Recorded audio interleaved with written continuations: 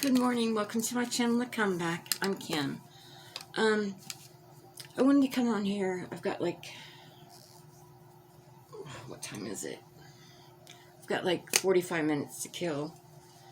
And I thought I'd go on here, and I'm telling you, I'm over here in this corner, and I don't have enough room. I feel like a caged animal. Sorry, guys. Anyways, I thought I'd get on and we'd chat for a little bit. Because after my appointment at noon, I'm going to meet Kay for lunch, and you never know what's going to happen after that with me and her.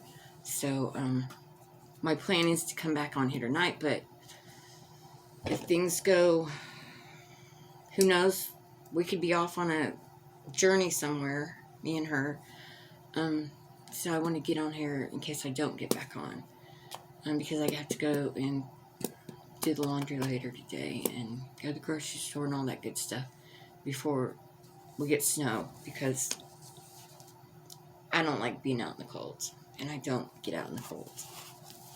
I'm happy to stay in my own little warm place and read and work on whatever I gotta work on. I'm cool. So anyways, I want to talk about, of course, Richard Allen. Let's talk about him some more. After I did my video last night when, I couldn't sleep, and I happened to be going through and looking at, and I came across Grizzly True Crime, which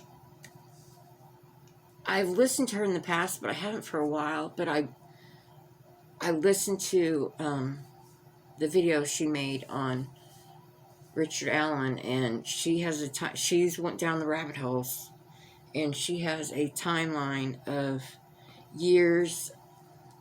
I'm just going to go into a little bit, but I urge you, if you want to know more in depth, and she's got it all out. I mean, she's done the work. So check her out. She's great information. She puts great content out. Anyways, she has went back, and she has tried to go back and do timeline of his life and the years and what led up to the day the girls, Abby and Libby, were murdered, and da-da-da-da. But I found it very interesting that she had tracked it down to when he was working at Walmart in management, and he'd worked at several locations, and off the top of my head, I remember one of them. It was at Greenwood, because Greenwood, Indiana, that's where that shooting happened at the food court, and all that, and that's where my bestie Kay lives. Let's just say, from my house, it takes me about 30 minutes to go south to Greenwood. Delphi is an hour and 15 minutes north in the complete opposite direction. So he would be coming from Delphi when he was even working in the Walmarts, and he worked several locations. And she tracked down that he had some this is going to be a tongue twister for me. I'm just going to say discipline problems. And that he had instant, like I said, sure the details, but it was more in the lines of harassment on him. That he was harassing. Well, so they had been putting him all over the place, all over the state of Indiana. Well, after this came out that he had been harassing employees,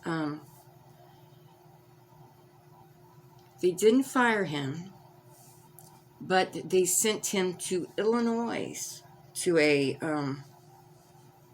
to Walmart, excuse me, in Illinois to work. Now, Grizzly True Crime had put it in there that it was a 4 hour a day drive for him to go to his job with Walmart in Illinois. And perhaps, now this is all hearsay and this is just us, and perhaps they sent him to that one in Illinois because they were just tired of dealing with him and wanted the problem out, away from, and so they shipped him off to Illinois. Well, long story short, obviously he had to quit because he got in trouble with drinking. And he apparently has a drinking problem, and he has had to do glasses, and he did have was driving while he was drinking. Now, what I find really interesting when she's going through all this timeline is, and she's telling how, what his ex-employees have said about him. Some are favorable, some think he's an ass, but apparently he does like to, and even at CVS, he does like to jump out and scare his workers that he's working with. Now, I've had my share of jobs in my life. I don't remember any of them when I just love to scare my fellow workers. That seemed a little odd. Another thing that seemed odd to me is he has these problems with drinking, and but it's stated that him and his wife are at that one little bar, eating 4 times a week, and they're drinking. And and I know you all have seen it when they're in there and they're playing pool and all that. Now, he has made comments to fellow workers, like, oh, he can't drink, he just can't drink and all that, but he's never stopped. It doesn't seem like. Even his neighbors that live next to him, they all said, he'd come home, sit in his lounge chair, drink some beers. Now, the police have been called there for domestic issues at different times. It seemed to revolve around him drinking and getting drunk and being a bit cantankerous. Also, and I think this speaks,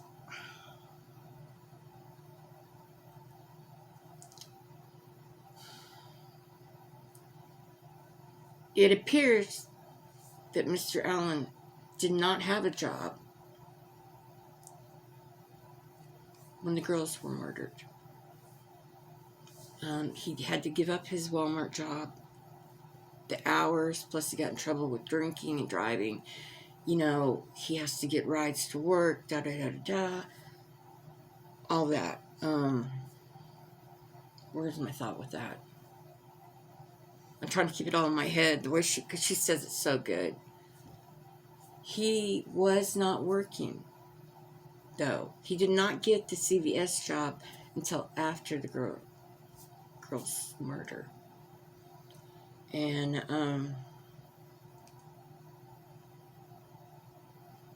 apparently right after the murders happened and all that was happening, he had, I've heard it reported he had a breakdown of some sort and was checked into a mental facility. I've also heard it where he was drinking and maybe needed to be what were the words how did they say it? To get him checked out. But let me make this something clear. When the police came, when he was drinking, and he went to the facility his wife drove him to, the hospital, the police did not. I mean, if the police thought he was acting in a way that was, they would have called for him probably to be taken and had an evaluation done on him. That wasn't done. The police left, and the wife later took him to the hospital. I don't know. And then it was said that he checked into a facility to get help with his drinking. So these are all things, more info that's coming out. And I think more and more is going to come out. But I urge you to check out Grizzly True Crime. Absolutely. I thought it was very interesting. Killer on. And from one that has jumped through so many rabbit holes, I didn't want to jump through so many, so I'm glad she went on and did this one. So it makes you, it ponders. You know, just when you think you've got it, then boom, you get a hold, and you gotta. So that is that on the latest that I got. I'm watching her. Well, I guess you could say it was late last night or early this morning, but anyways, I thought those were just such.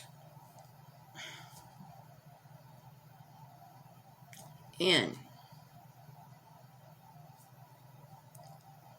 now, I don't want to lose all of you there, because I have always said, you guys need to get over Ron Logan. Ron Logan wasn't the killer. But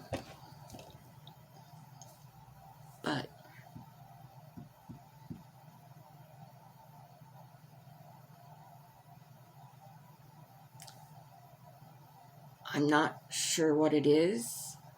I can't even put my finger on it right yet.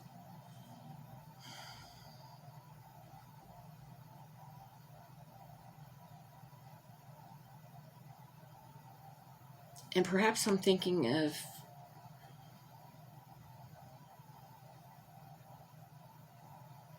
sorry, bearing with me. I'm thinking a thought out before I say it. And okay, Ron Logan was a drinker. I almost said drunk. I'm sorry. Oh.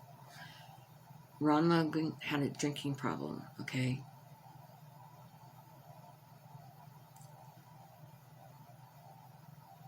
The reason I say that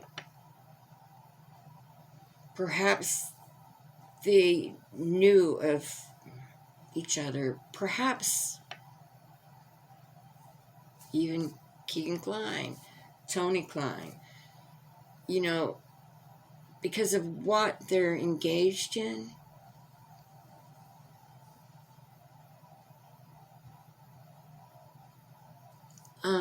People with like minds, even when they're sick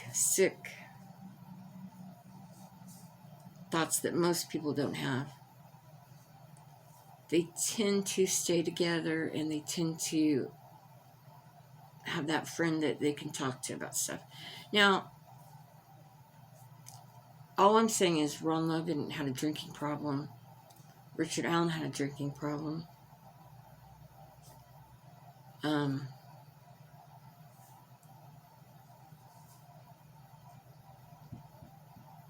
Could they have known each other?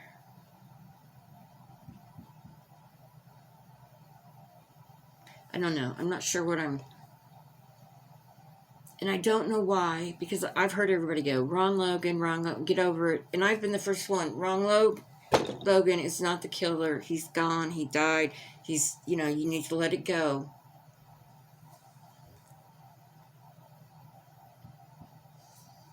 Let's just let Wrong Logan go for right now. I can come back and see my thoughts when I'm going down some rabbit holes, which probably I'm going to be going down some, it looks like, because I just opened my mouth on that Wrong Logan thing.